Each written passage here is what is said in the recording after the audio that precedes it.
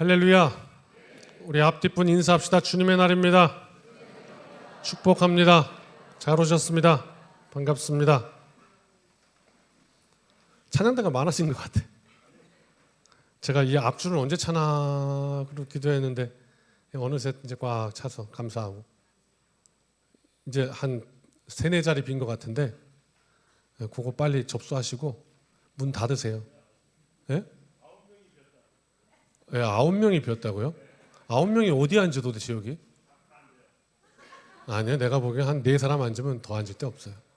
4사람 얼른 받고 문 닫으세요. 예, 그 다음부터 번호표 뽑고 기다렸다가 예, 다음 모집 공고하면 테너 1명, 엘토 1명, 오디션 심사 날짜 딱 그리고 그렇게 하셨으면 좋겠어요. 여러분, 찬양대를 그런 일 봤어요. 너무 찬양대 하고 싶은 거야. 근데 본인 교회에 찬양대가 없는 거야. 그러니까 교회가 좀 작아서. 그래갖고 너무 하고 싶은데 그게 막 이렇게 응어리진 분도 계시고. 또 제가 이 사모합창단 하잖아요. 중부연의 사모합창단. 사모님들은 또 너무 찬양을 하고 싶은데 그 사모라는 직함 때문에 또 할 수가 없는 거야. 그래서 막 그런 것도 계시고. 그러니까 찬양할 수 있는 게 얼마나 큰 은혜인지 몰라요. 날마다 그 기쁨과 감격으로 찬양하시기를 주님의 이름으로 축복합니다. 마가복음 오늘 갑자기 마태복음 다 안 끝내고 마가복음 온 것이 이제 대림절이라 오늘 한번 대림절, 대강절 같은 말이죠. 교회력으로는 1년의 시작입니다. 그러니까 지난주 대림절 1주가 교회의 달력으로는 한 해의 시작인데 주님을 대망하는 이 의미를 다시 한번 우리가 알면서 이 대림절을 지났으면 좋겠다. 왜? 한 주 한 주 지날 때마다 초 하나씩 늘어나고 요거 두 번째 줄 알고 2개인 거 아시죠? 이렇게 하나씩 늘어나는데 그런데 우리가 그냥 늘어나는구나 하다가 끝나고 성탄 그걸 끝나면 안 되니까 그래서 한번 좀 그 대림의 의미를 알아봤으면 좋겠다. 오늘 말씀 속에서 꼭 붙드시고 그걸 꽉 붙들어 가지고 그냥 지나는 세월 아니고 아주 그 은혜 가운데 지나는 대림절이 되었으면 좋겠어요. 글을 쓰는 사람에게는 이 고민이 있습니다. 어떤 고민이냐면 첫 문장 어떻게 쓸까? 시작을 어떻게 할까? 이렇게 할까? 저렇게 할까? 굉장히 고민을 많이 합니다. 저는 목회를 하면서 또 제가 음악을 전공했기 때문에 그 음악 전공도 살려서 방금 말씀드렸다시피 중부연의 사모합창단 지휘도 함께 하고 있어요. 그 이제 문 닫았어요. 사모합창단. 자꾸 많아져가지고 60명에서 더 이상 못 받습니다. 그래서 딱 닫아서 이제 들어오고 싶어도 줄 서게 됐는데 이 지휘를 하면서 이제 느끼는 것도 그거예요. 어떤 곡을 딱 주면 처음에 4마디, 그다음에 8마디 전주가 있어요. 인트로. 그 전주를 계속해서 반복해서 제가 묵상하고 또 묵상해요. 그가라는 뭐 요즘 이제 십자가에 관한 곡 하는 걸 예를 들면 첫 시작이 이렇게 시작돼요. 따라리란 이렇게 시작돼요. 따라리란 2번 하고 시작된다고. 이 따라리란 하는 이 스케일을 뭔가 이렇게 우리가 절망스러워서 주저앉을 때 아이고 이렇게도 생각이 되고 또 따라리란 그러면 하나님께서 그의 아들을 이 땅으로 탁 보내시는 이런 것도 연상이 되고 그러면서 이제 쓸쓸한 음악들이 이렇게 나오는데 그 골고다를 걸어가신 그 모습을 너무 이렇게 가슴에 와닿게 표현했구나. 이걸 되게 깨닫거든요. 저만의 세계인 거예요, 그냥. 혼자 막 전주 계속 보면서 그렇구나 막. 왜 그러냐? 그거를 딱 깨닫게 되면 이 곡 전체를 풀어갈 수 있는 열쇠가 딱 거기 들어있더라고요. 그래서 중간에 어떻게 꾸미고 결론을 어떻게 맺고 어디를 클라이맥스로 하고 이게 전주를 딱 들어서 분석이 되면 딱 나오더라고요. 그렇게 이제 첫 시작이 중요하다 이 말이죠. 예전에 E.T. 혹시 아십니까? 영화 E.T. 외계인이 나타나고 언어가 통하지 않는데 어떻게 손가락을 이렇게 갖다 대면 소통하듯이 마치 작곡가와 이렇게 소통하는 그런 느낌을 받거든요. 남들이 보면 저보다 뭐 또라이다 뭐 이렇게 얘기를 하지만 혼자 그냥 그렇게 푹 빠져서 이렇게 해석하면서 하는 거. 무슨 이야기냐? 아무튼 그 중요한 첫 문장. 글 쓰는 이에게 첫 마디. 음악하는 이에게 첫 전주, 첫 문장. 오늘 마가복음을 넘어왔는데 마가복음 마가는 이 저자는 이 복음서 그리스도에 관한 이야기를 어떻게 써야 할까 고민하다가 첫 문장을 주저없이 이렇게 시작합니다. 하나님의 아들 예수 그리스도의 복음의 시작이라. 그토록 기다렸던 구원의 소식이다. 그 말입니다. 구원은 기다리는 이에게 구원입니다. 이 인생에게는 아무것도 없습니다. 그리고 그 구원의 소식, 그것을 간절히 기다렸던 세례 요한. 그러면 오늘 우리는 예배 시간을 통해 뭘 알아야 되느냐? 내게 구원이라는 게 무슨 의미냐? 구원이라는 건 물에 빠진 사람을 건져준다는 얘기인데 내가 지금 건짐 당해야 하는 나의 상황이 무엇이냐? 나 뭐 아픈 것도 없는데, 나 밥도 잘 먹는데, 잠도 잘 자는데, 자식들 다 잘 됐는데, 돈도 그냥 있어서 그냥 잘 사는데, 나에게 구원이라는 것이 무슨 의미냐? 오늘 그것이 정의되어야 하고 말씀 통해서 그 다음 그것을 대망하며 기다렸던 세례 요한이라는 사람이 오늘 1장 1절부터 8절까지 나오는데 이 시작점에 세례 요한 얘기부터 꺼내고 있습니다. 이 세례 요한이 누구냐? 예수님의 오실 길을 준비한 사람이다. 그 길을 준비한다는 게 뭐냐? 만약 예수 그리스도께서 오시는 것이 사실이라면, 다시 오신다면 누군가는 그 다시 오시는 주님의 길을 예비해야 한다 이 말입니다. 그 예비한다는 건 무언가? 지금 우리는 그런 의미로 살아가는 대림절인데 주의 오심을 예비하는 삶이란 게 도대체 뭐냐? 그냥 주문해 오듯이 하는 거 아니고 내 삶 속에 직접 실제적으로 뭐냐 하는 거. 주님 오심을 준비하는 여러분과 나. 이 말씀을 붙잡는 것이 이 한 주간 영혼 없이 사느냐 아니면 생명력 있게 사느냐를 결정하게 되겠죠. 만일 로마의 황제가 어느 나라를 방문한다고 딱 쳐봅시다. 그러면 그 도시는 난리가 나겠죠. 왜? 황제가 오시니까 엄청나게 준비할 겁니다. 군대 가보신 우리 남성분들은 이런 경험 한 번쯤은 해보셨으리라 생각합니다. 예. 누구 연대장님 오신다 그러면 난리 나죠. 근데 저희 군악 때는 보통 누가 오신다 그러면 사령관이 오십니다. 사령부라. 그러면 그 뭐라고 부릅니까? 이 계단에 이렇게 누런색으로 이렇게 노처럼 되어 있는 거 뭡니까 그게? 뭐요? 아무튼 그거. 광약으로 그거 닦느라고 그냥 닦아도 내가 보기에는 번쩍번쩍 빛나는데 더 닦으랍니다. 더 닦으래요. 하루 종일 닦았는데 더 닦으래요. 이렇게 또 청소하고 이렇게 하다가 또 시간 나서 조금만 쉬자 그러면 광약 갖고 그거 닦으라고 계속 닦아. 왜? 사령관님 오신다. 오실 길을 예비하는 거예요. 황제가 온다 그러면 난리가 날 거예요. 그 도시를 정비하고 길 구석구석. 옛날 길 한번 생각해 봅시다. 황제가 이제 마차를 타고 이렇게 오시는데 혹시나 그 마차 바퀴가 조금 파진 땅이 있었고 거기에 더그덕 걸리면 어떡하냐. 큰일 난다. 세심하게 살피고 쫙 메꾸고 또 가다가 여기 경치가 너무 좋다. 황제가 오시다가 이쯤에서 마차를 세워라 이러실 것 같다 혹시. 왜? 너무 좋으니까 보고 가려고. 그럼 어떻게? 미리 다 준비해갖고 거기에 황제가 걸으실 길까지 세심하게 살피지 않겠습니까? 세례 요한은 그리스도의 그 오심을 어떻게 준비하였는가? 핵심만 말씀드립니다. 오늘 설교 짧습니다. 아니야, 길지도 몰라요. 해봐야 알아. 따라합시다. 회개. 이거예요, 이거. 너무 많이 들었어.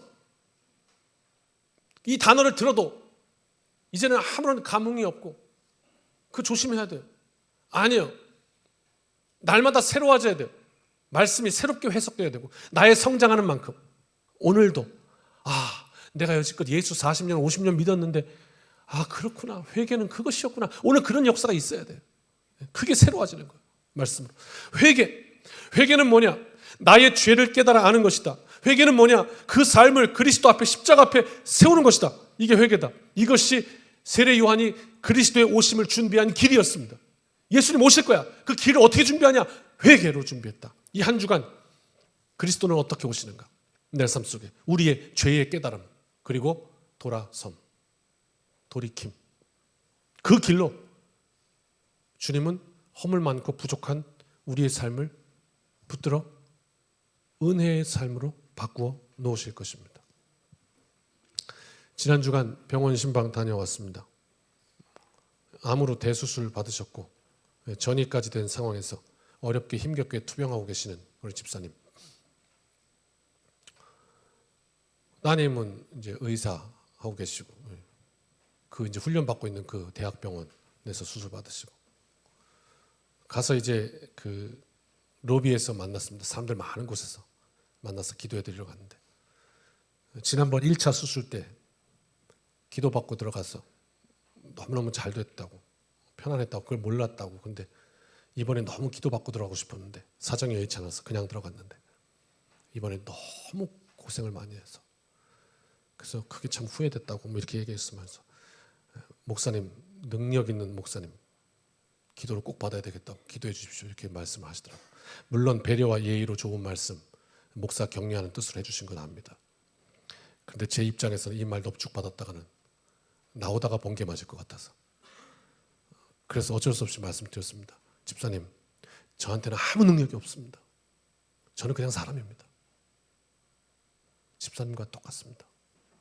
아무것도 제가 해드릴 수 있는 거 없습니다. 그런데 하나님께는 능력이 있습니다. 저는 그것을 확실히 믿습니다. 그 집사님, 우리 능력이 많으신, 그리고 우리 집사님 창조하신 하나님 앞에 기도합시다. 그리고 기도했어요. 하나님은 하십니다. 치유하시고 회복케 하시고. 그리고 기도하고 났습니다. 사람 많은데 갑자기 거기서 뻥 터지셨어요. 그래서 오열하시기 시작해요.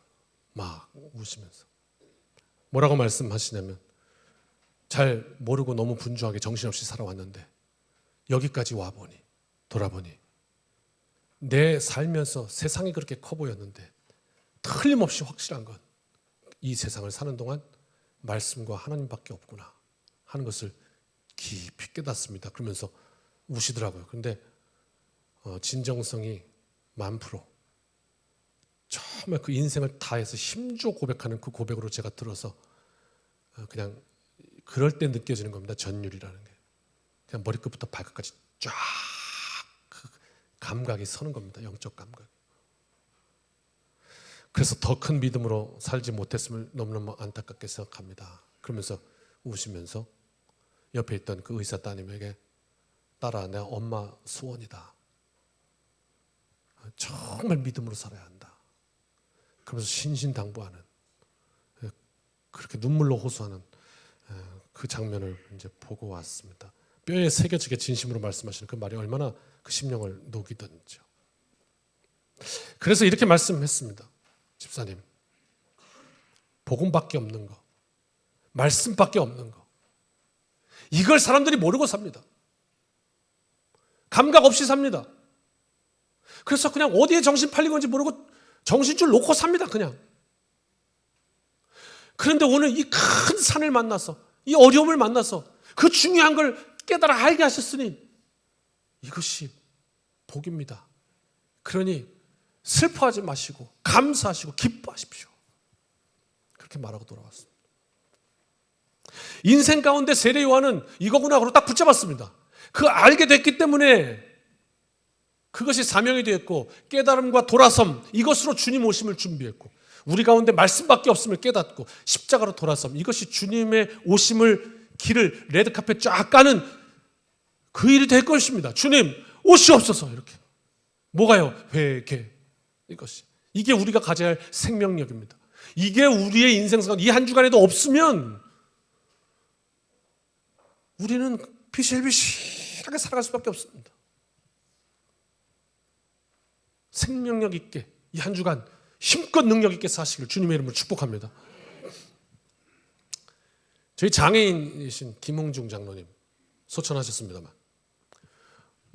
집사님, 권사님 때부터 제가 본 것 같아요. 경인교회 다닐 때부터 봤어요. 저는 그 교회 지휘자였고, 그 교회에서 이제 성가대, 찬양대 하던 아내를 만났고, 우리 교회로 오게 되셨는데 저는 그 시절부터 우리 장인어른을 김웅중 장로님 뵀는데 사업에 크게 성공하신 것도 보았고 그래서 매스컴에도 나고 대통령 후보가 공장에 방문하기도 하고 뭐 그런 시절도 있었고 그런데 뜻대로 잘 안 되는 게 우리 인생이라 대한민국 통일부에서 사업하시오 그리고 밀어준다고 해서 통일부에서 전화 왔네. 여보세요? 네. 좀 믿어드리겠습니다. 네. 그래서 북한에다 그냥 공장을 넣었다가 북한이 문을 닫아버렸습니다. 그래서 그랬더니 나라는 발 싹 빼더라고요. 그냥 모조리 그 피해는 다 우리 장로님이 맡아야 했어요. 그래서 그냥 손수 그렇게 갔다가 주민들 불이 없어서 민둥산에 땔감 없는 거 보고 그 가슴이 불타서 그 아궁이 사업 시작했던 게 그렇게 인생에 어려움을 주게 되었습니다. 그래서 어려워졌습니다. 불만 불평할 거리가 되지 않겠습니까? 아니 가난한 이웃을 향해서 어려운 이들을 향해서 도움의 손길을 내밀고 이것으로 하나님 기뻐하시는 일 하려고 했는데 이러다가 큰 어려움을 당했으니 이거 어떻게 합니까? 근데 지금 와서 생각해 보면 그 어려움이 제 장인을 장로 되게 했습니다. 저는 그렇게 확신합니다. 어려우니까 기도하게 되고 어려우니까 주님밖에 안 보이고 그 가운데 굉장한 은혜의 삶을 사셨습니다. 정확하게 제가 우리 신앙을 평가하는 건 그렇지만 한참 세상적으로 잘 나갈 때는 교회 주일 낮예배 나오시긴 하지만 그 외에는 별로 관심 없으셨던 분입니다. 교회에 관심을 가지고. 그리고 그런 얘기를 듣습니다. 예전에는 시켜서 다 직원들 이렇게 보내던 분이 이제는 손수 트럭 몰고 이렇게 보일러 설치도 해주고 기술자니까 그렇게 해주셨는데 어느 날 시골에 보일러 싣고 갔더니 연탄 보일러. 그러니까 이제 그거를 주문하는 데가 뭐 이렇게 호텔이나 이런 데 사진 않겠죠. 그 가보니까 개척교회다. 그래서 그냥 주고 돈 주는데 아니라고 그러고 그냥 왔대요. 왜요? 그랬더니 저 장로입니다. 개척교회는 돈 안 받습니다. 그리고 그냥 해드리고 왔다 그러고 막 그런 일들이 있고 막 그래요. 그래서 그 삶을 보면서 무엇이 우리가 살면서 진정 우리의 이 뿌리로부터 올라오는 기쁨일까? 우리를 행복하게 하는 것일까? 이 모양 저 모양 성도들을 위해 애쓰던 모습이 눈에 선합니다. 여러분, 주님 다시 오시는 게 사실이라면 그리고 우리 영혼이 그 앞에 심판대 위에 서야 되는 사실이라면 하나님께서 우리한테 그렇게 물으실 거 아닙니까? 물으실 거 아닙니까? 너 뭐 하다 왔니? 아니 오히려 주님으로부터 내가 헐벗었을 때 네가 나를 입혀줬고 고맙다. 내가 배고플 때 네가 음식을 줬어. 고맙다. 내가 목마를 때 네가 마시게 해줘서 고맙다. 주님 오심을 준비하는 삶, 맞이하는 삶, 복된 삶. 집에 시어머니만 오셔도 난리가 나는데 아닌가 보죠? 준비하느란 말이에요. 치우고. 교회 목사 대신방 온다고 우리 앞에 앉으신 강상희 장로님, 나 그때 그 얘기 듣고 참 많이 웃었네. 기억하십니까?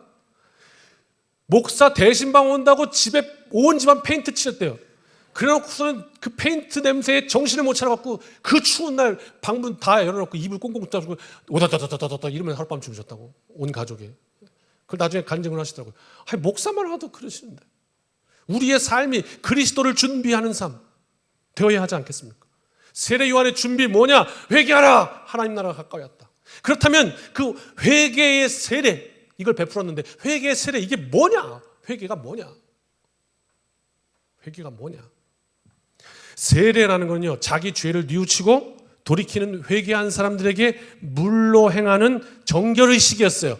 네 심령이, 내 인생이, 내 삶이 깨끗해져라 하는 정결의식. 이거 어디서부터 뿌리를 찾는 거냐? 구약의 의식을 찾아보면 첫 번째 노아의 홍수예요. 물로 덮어서 심판하셨어요. 죽음이라는 걸 의미한다고. 죽고 다시 살아야 된다고. 내 인생이. 그럼 여지까지 살던 내 인생 속에서 죽어져야 될 게 있다는 거야. 그게 고백되어지는 게 회개예요. 네. 그놈이 자꾸 안 죽고 올라와서 문제인 거예요. 죽어져야 될 게 있다. 그 노아의 홍수. 두 번째는 출애굽이에요. 포로되었던 이들을 하나님께서 당신의 백성들을 이 애굽으로부터 노예되었던 백성들을 애굽으로부터 끄집어내서 하나님의 약속의 땅 가나안으로 보내시는데 이게 뭐냐? 정리하셔서 새롭게 출발하게 하시는 거예요. 이게 세례란 말이에요. 세례의 기원을 이렇게 찾을 수가 있어요. 그래서 어떻게 해요? 그 백성들을 인도하시는데 그 시작점을 어디로 하셨냐? 바닷물을 가르셨어요. 홍해를 가르고 지나가게 하셨다고. 무슨 의미예요? 바닷속에 빠진다는 건 죽는 거예요. 그리고 그 죽음을 통과해서 다시 올라오는 거예요. 하나님의 은혜로. 이게 세례인 거죠. 이게 기원이에요. 또 구약시대 제사장들은요, 하나님 앞에 그냥 나가면 죽어요. 실제로 그랬어요. 그래서 물두멍에서 손과 발을 깨끗하게 물로 씻고 정결케 하고 하나님께 나아갔어요. 여러분, 하나님께서 뭐 우리 코로나, 독감, 야, 손 씻고 들어와라. 그래서 씻는 것이겠어요? 손에 세균이 있으니까, 더러우니까, 그래서 손과 발을 씻고 하나님의 제단 위에 나오는 것이겠어요? 아니잖아요. 그러면 무슨 의미예요? 손과 발을 씻으면서 하나님 앞에 정결하게 되어야 올 수 있다 하는 그것을 기억하게 하기 위해서. 그래서 정결 예를 행하고 하나님 앞에 나아갔어요. 이방인들 중에 나는 하나님의 백성이 되기를 원합니다. 여호와 백성이 되기를 원합니다 하고 들어오는 이 개종하는 이방인들에게는 어떤 의식을 행했냐? 할례를 베풀고 그 다음에 그 상처가 다 나을 때쯤 되면 흐르는 물로 씻었어요. 그 다음에 나와서 율법을 낭독했어요. 이게 순서예요. 지금 예식이. 그리고 축도한 다음에 그 개종자를 물에다가 푹 집어넣어. 그리고 꺼내. 이것으로 마쳤어요. 그리고 다음부터 너는 하나님의 백성이다 인정했단 말이죠. 이게 세례예요. 예수님은 어떠셨느냐? 부활의 주님께서 하늘로 승천하시기 전 제자들에게 마지막으로 했던 명령 기억하십니까? 성부와 성자와 성령의 이름으로 세례를 주라. 예수님의 명령이기도 하였습니다. 세례는 우리의 삶의 전환을 의미합니다. 오늘 이 예배가 여러분의 인생에 가장 기억될 만한 예배가 된다면 이 시간이 틀림없이 우리의 어떠한 삶을 돌이키는 일이 지금 성령으로 말미암아 일어나는 것입니다. 회개가 주님의 오심을 준비하는 회개, 어떤 회개가 그럼? 지난 한 주간 내가 스스로 보기에도 못된 짓 한 거? 남들한테 걸리면 안 될 거? 남몰래? 회개의 내용 무엇일까요? 회개의 내용은요, 이것입니다. 하나님을 내 인생의 주인으로 믿고 섬기는 것, 이것을 거부하고 스스로 내 인생의 주인이 되어 살았던 삶에 대한 뉘우침, 이것이 회개입니다. 왜? 도대체 왜? 왜 그것이 잘못이야? 왜냐하면 여러분, 죄라는 것이 있다고 하면 말입니다. 이렇게 죄는 아마 보이는 죄가 있고 보이지 않는 죄가 있을 것입니다. 그렇죠? 드러난 죄가 있고 감춰진 죄가 있을 것입니다. 그런데 우리는 보통 세상을 살면서 드러난 죄에 대해서는 엄청나게 돌을 던집니다. 저는 죽일 놈. 그런데 동일한 그 죄성이 내 안에 있는 것은 전혀 알지도 못하고 알고 싶어 하지도 않습니다. 그러나 분명한 사실은 죄에는 보이는 부분이 있고 보이지 않는 부분이 있다. 즉 죄에는 열매가 있고 죄에는 그 죄의 뿌리가 있다. 그렇다면 여러분, 한번 그 죄의 열매를 맺게 하는 그 근본적인 뿌리를 타고 들어가 보자. 그러면 그 죄의 뿌리에는 뭐가 있을까? 한번 들어가 보십시오. 뭐가 있냐면 이게 있습니다. 나 중심성. 이게 죄의 뿌리입니다. 나 중심성. 즉 모든 생각과 사고가 나로부터 출발하는 것입니다. 나. 세상이 어떻게 사람을 죽여? 그런데 너를 위해서 그게 좋대. 그래, 죽일 수도 있지. 이렇게 되는 겁니다. 나 중심성, 이것이 죄악의 근본적인 뿌리입니다. 자기 중심성. 인생의 가장 가운데, 내 인생의 가장 중심에 하나님이 계신가? 아니면 내가 있는가? 이게 죄의 뿌리인 겁니다. 내가 자리 잡고 있는 한 우리는 계속해서 그 뿌리로부터 죄의 열매를 거둘 수밖에 없습니다. 내 인생에 맺어지는 것들은 죄다, 그거일 수밖에 없습니다. 우리의 삶이 여기서부터 시작되면, 자기중심성, 여기서부터 만물의 주인이 나부터 시작되면 어떻게 되느냐? 사물도 사람도 죄다 존재 가치와 목적에 따라서 존재하는 것이 아니고 나를 위해 존재하는 겁니다. 나의 안녕을 영위하고 내 욕구를 만족시켜주기 위한 수단으로 도구화되는 것입니다. 누가? 너가. 너는 내 인생에 그냥 내 욕구를 채우기 위한 도구일 뿐이야. 뭘 해도 그렇습니다. 친구를 만들어도 그렇습니다. 내게 필요하니까 취하고 쓸데없으면 버리는 것입니다. 그러므로 회개란 것은 무엇이냐? 내 삶의 중심에 내가 들어앉아 있던 그 나를 몰아내고 십자가에 못 박고 그리스도를 내 중심 안에 모시는 것, 이 상태를 회복하는 것, 이게 회개입니다. 대림절을 지나는 우리의 회개가 무엇입니까? 오늘 우리가 참회의 기도도 드렸습니다. 저도 한 주간의 삶을 돌아보았죠. 그러면서 하나님 앞에 고백합니다. 그런데 진정한 회개가 무엇인가? 이 복음, 그리스도의 복음, 그리스도께서 십자가로 우리의 죄를 용서하셨다는 복음, 이거 내 죄에 드러난 열매들을 하나님께서 면제해 주시는 거, 이게 회개인가? 예수님의 십자가를 내가 인생 살면서 그동안 해왔던 실수, 내 실패, 이걸 그냥 어떻게 무마시켜주고 만회시켜주고 지워주고 그냥 리셋해 주시는 그 정도인가? 반복되는 죄에 대해서 이제는 너무 무감각해졌어. 죄인 줄도 잘 모르겠고, 회개라는 건 그저 그냥 교회 가면 그냥 순서에 있어서 하는 그냥 그거, 아무 감정 없이 느낌 없이 요식행위가 되어버린 방관적인 신앙생활을 하고 있을 수도 있겠죠.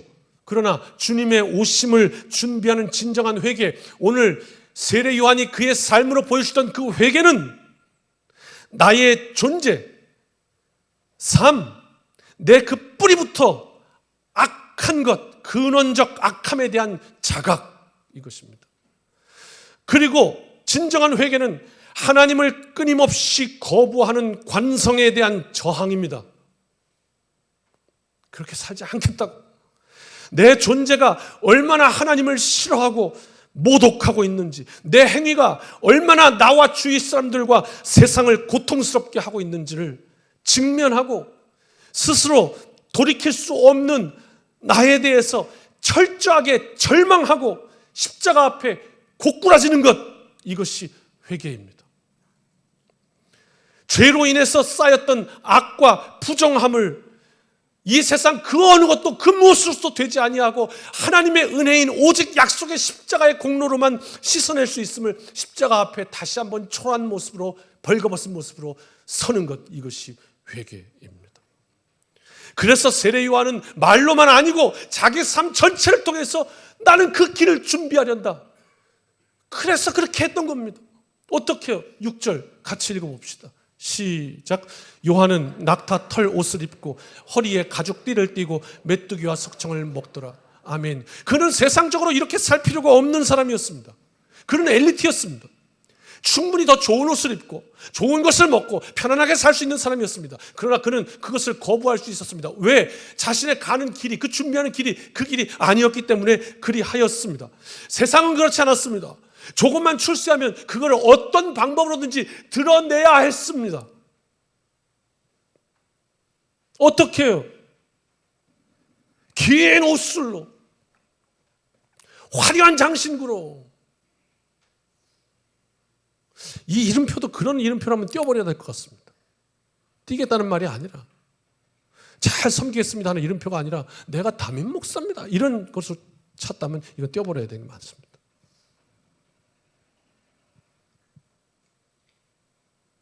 오랜 시간이 지난 지금도 변함없습니다. 세상은 어떻게 해서든지 어떻게 좀 나의 잘남을 드러낼까, 너무 초라하지 않습니까? 잠시 우리의 삶의 분주한 걸음을 멈추고 주님의 영원하신 약속 앞에 다시 한번 서봅니다. 그리고 우리의 진정한 가슴으로 주님, 나에 대해 절망합니다. 그러나 당신께서 내 삶 속에 오셔서 주님 오시면 어떻게 한다고요? 성령으로 세례 주실 것이라 하셨습니다. 성령의 사람 되어서 이 한 주간도 주님 모시고 승리할 수 있도록 도와주십시오. 그리고 그 회개를 통해서 주님 다시 오시는 길을 제가 멋있게 닦을 수 있도록 주님께서 이 세상에 나를 통해 오시도록 그렇게 은혜 주옵소서.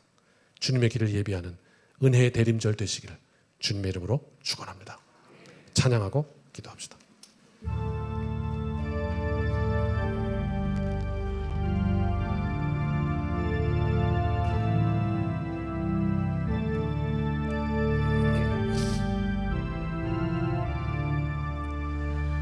주님 앞에 떨며 서서 세상 생각 버리고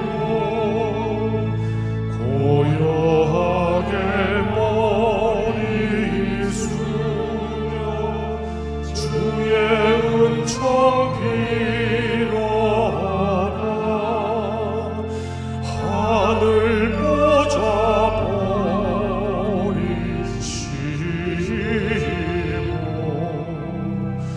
우리 위해 오신 주 왕의 왕이 되신 주님 이 세상에 오셔서 사람 몸에 나시어서 우리 주가 되셨네. 하늘 양식 넘치도록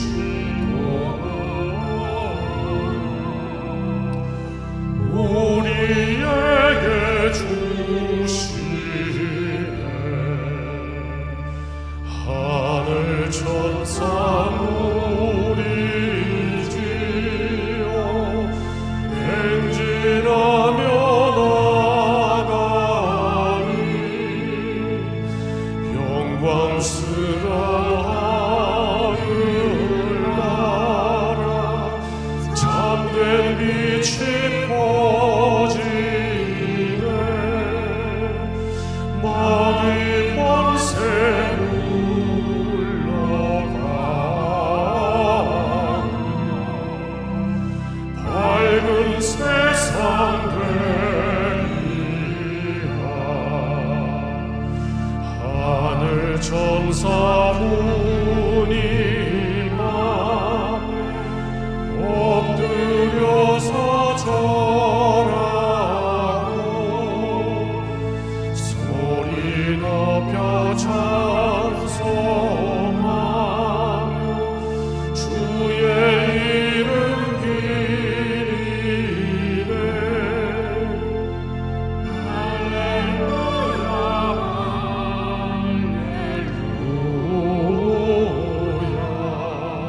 할렐루야 주께 찬양합니다.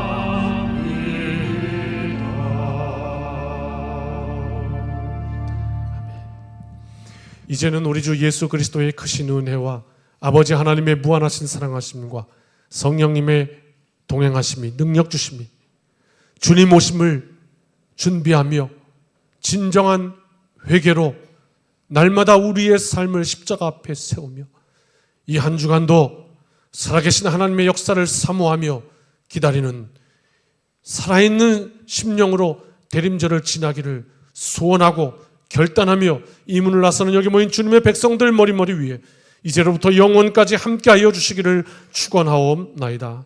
아멘.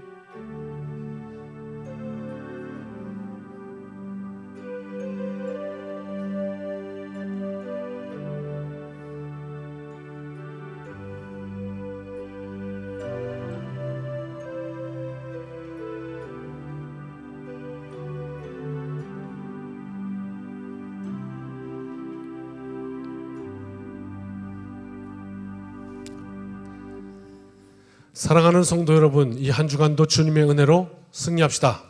아멘.